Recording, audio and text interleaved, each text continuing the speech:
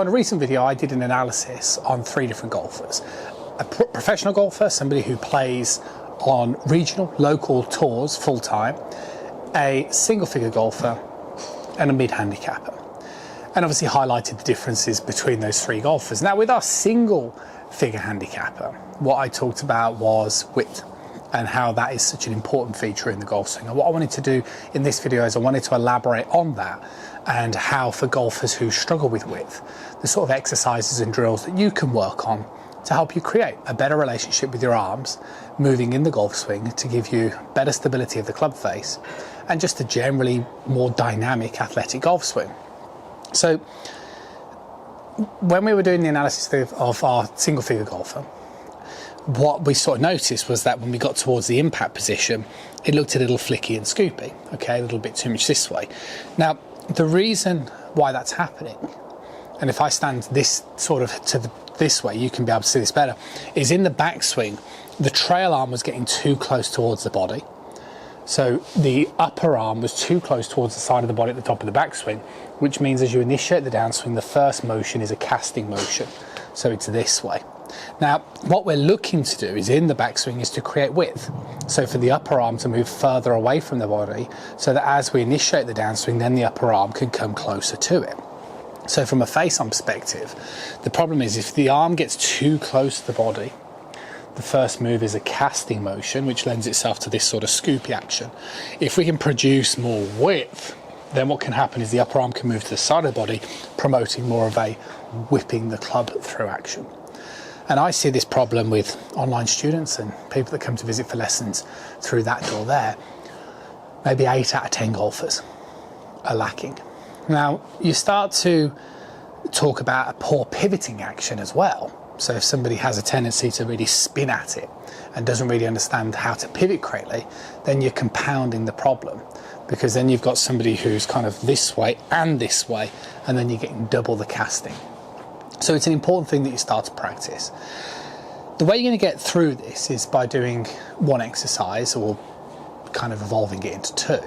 The first thing I get you to do is turn the club upside down, and just generally, just with your right hand or your trail hand only, just sort of practice taking that club back nice and wide. So don't worry about the position of the shaft at the top, even if it feels quite across the line, that's okay. But you're just trying to allow that upper arm to move to the side of the body, so it's creating a nice amount of width. And then in the downswing, you can get that feeling of the upper arm moving closer towards your body. So you're really kind of going wide, in, and then can you hear the way I'm getting that swooshing sound happening post the ball? And this, if I go this way, it happens here. If I go this way, it happens here. So that would be a really simple exercise. And then you can try and incorporate that same feeling. You know, I also did a recent video on the takeaway where I talked about you want to try and get the feeling in the backswing is that it's a trail arm takeaway move. So that helps the club, again, move back with an element of width, like so. And then you're going to have much more space to move that into.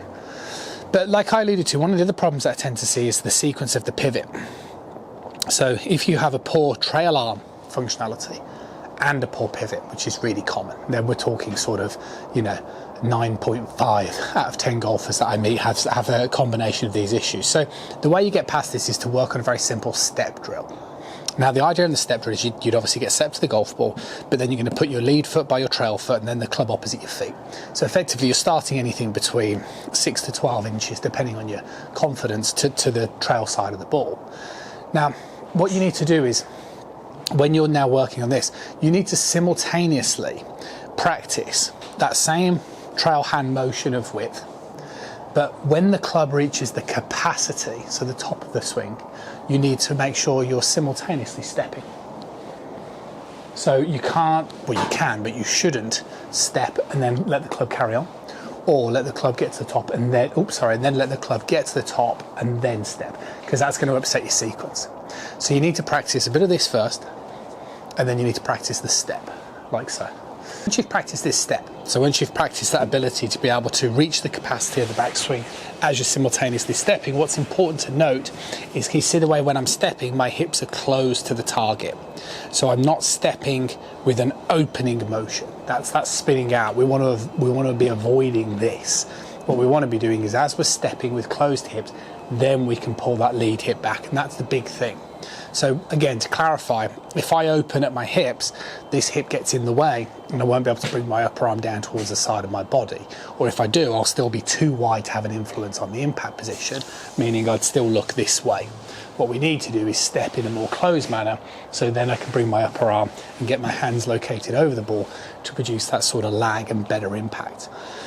And then eventually you can sort of practice hitting some shots and trying to incorporate that feeling. And again, that's a drill that I work on with a lot of my students. And sometimes it takes a little bit of back and forth and a little bit of self-reflection in terms of what you're doing right and wrong.